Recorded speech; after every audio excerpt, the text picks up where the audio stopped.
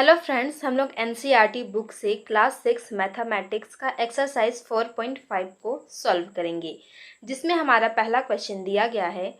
Draw a rough sketch of a quadrilateral P Q R S, draw its diagonal, name them in the meeting point of A diagonal in its interior और exterior of a quadrilateral.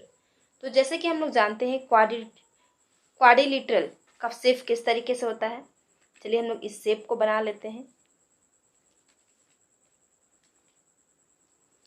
ये हो गया हमारा quadrilateral.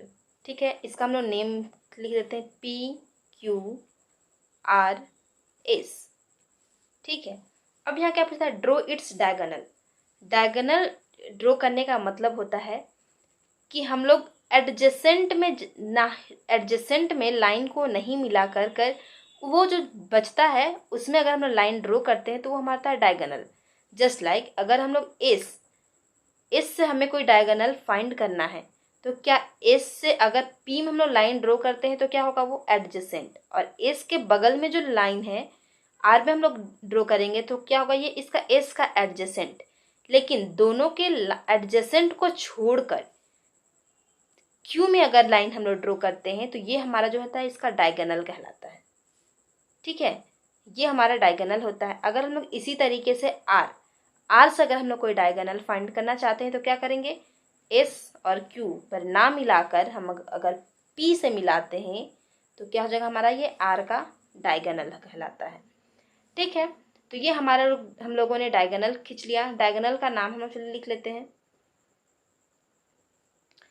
Diagonal S Q and P R. ठीक है, अब यहाँ पे क्या बोल रहा है, in the meeting of a point. अब यहाँ पे ये लोग सभी मिल रहे हैं, हम लोग इसका नाम लिख देते हैं ओ। ठीक है, अब क्या पूछता है, इन द इंटीरियर और एक्सटीरियर।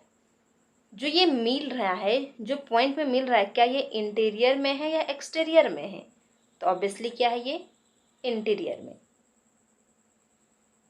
ठीक है, पॉइंट जो हमारा हुआ है वो इंटीरियर में है। तो इस तरीके से हमारा ये क्वेश्चन नंबर 1 बनेगा।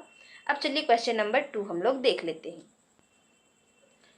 हमारा क्वेश्चन नंबर 2 क्या है, draw a rough sketch of a quadrilateral KLMN। पहले हमें रफ स्केच करना है क्वाड्रिलेटरल। चलिए हम लोग यहाँ पे इसको बना लेते हैं।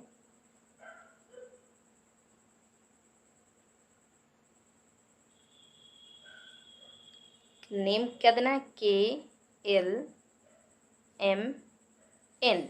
हमारा ये बन गया। अब यहाँ पे क्या पूछता है question, 2 pairs of opposite sides. हमें 2 पेयर्स बनाने हैं जिसके अपोजिट साइड लिखना है।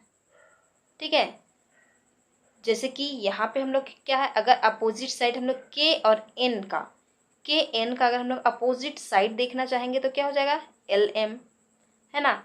और KL का अगर अपोजिट देखेंगे तो क्या हो जाएगा, बगल वाला। अपोजिट यानी कि बगल वाला, मतलब जस्ट सामने वाला, बगल नहीं सामने वाला। ठीक है, KL का सामने वाला कौन है, NM। तो चलिए हम लोग इसको लिख लेते हैं,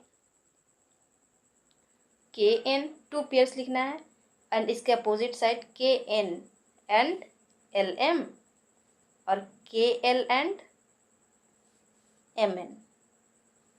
ठीक है, तो ये क्या हो गया हमारा अपोजिट साइड्स। दूसरा नंबर क्या है, 2 pairs of opposite angles.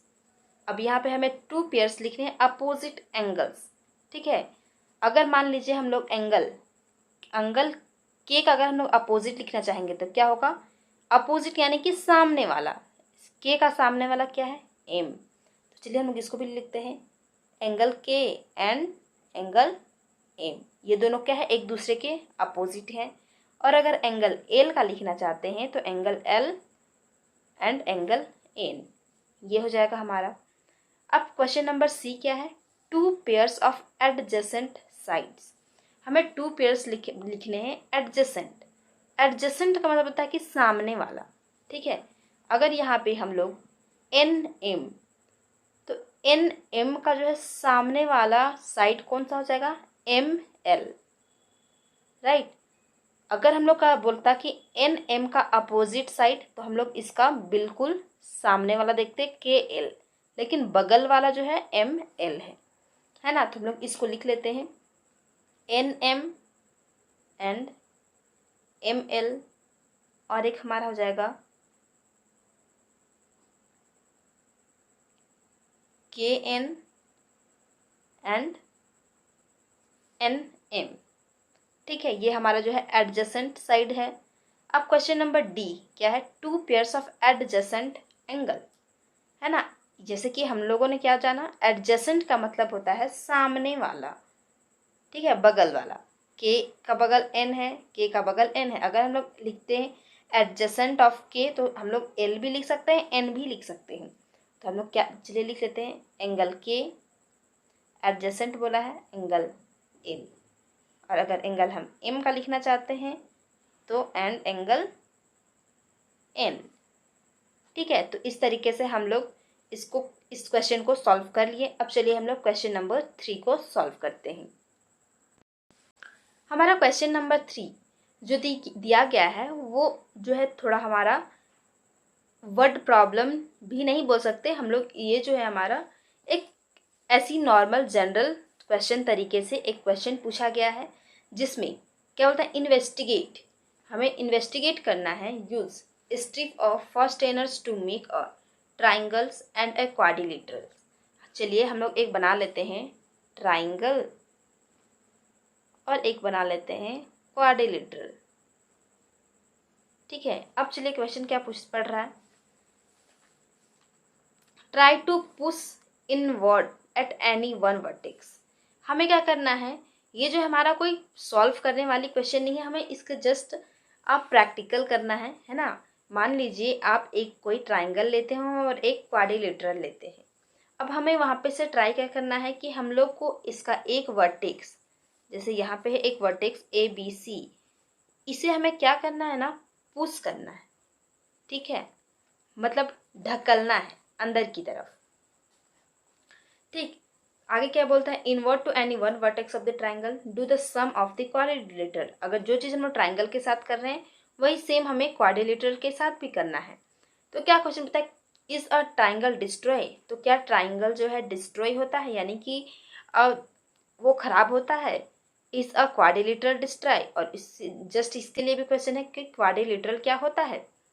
Is a triangle rigid, अब यहाँ पे क्या पूछता है, why it is the structure like electric towers make use a triangular shape और नॉट क्वाड्रिलेटरल। क्वेश्चन यहाँ पे ये इंपॉर्टेंट है, क्वेश्चन पूछता है कि क्यों जब इलेक्ट्रिक टावर्स वगैरह जब बनते हैं तो आप उसको गौर किए होंगे कि क्या होता है, वो ट्राइंगल के शेप में बनता है। तो वो ट्राइंगल के शेप में क्यों बनता है, क्वेश्चन पूछता है। क्वाड्रिलेटरल शेप में भी तो बन सकता था बट नहीं बनता है, क्यों, क्योंकि ट्राइंगल शेप अगर हम लोग का वो बनता है तो उससे क्या होता है, किसी भी तरह से वो डिस्ट्रॉय नहीं होता है ना, वो हर तरीके से सेफ रहता है।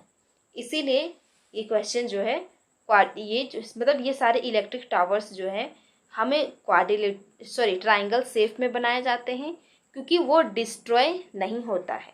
ठीक है, अगर हम इधर से पुश करते हैं तो भी जो है वो जो है ना एक दूसरे को मैनेज कर लेते हैं। तो इसीलिए हमें ये क्वेश्चन जो है ट्राइंगल शेप में बनाया जाता है इलेक्ट्रिक टावर्स को। ठीक है, तो आई होप सो आप लोगों को ये चीज़ समझ में आ गई होगी। एक्सरसाइज 4.5 हम लोगों ने कंप्लीट कर लिया है। आने वाले नेक्स्ट वीडियो में हम लोग एक्सरसाइज 4.6 को कंप्लीट करेंगे। होप सो आप लोग को वीडियो काफ़ी पसंद आया होगा और समझ में भी आ गया हो। तो आप लोग वीडियो को लाइक करो एंड चैनल पर नए हो तो चैनल को सब्सक्राइब करो। Thank you.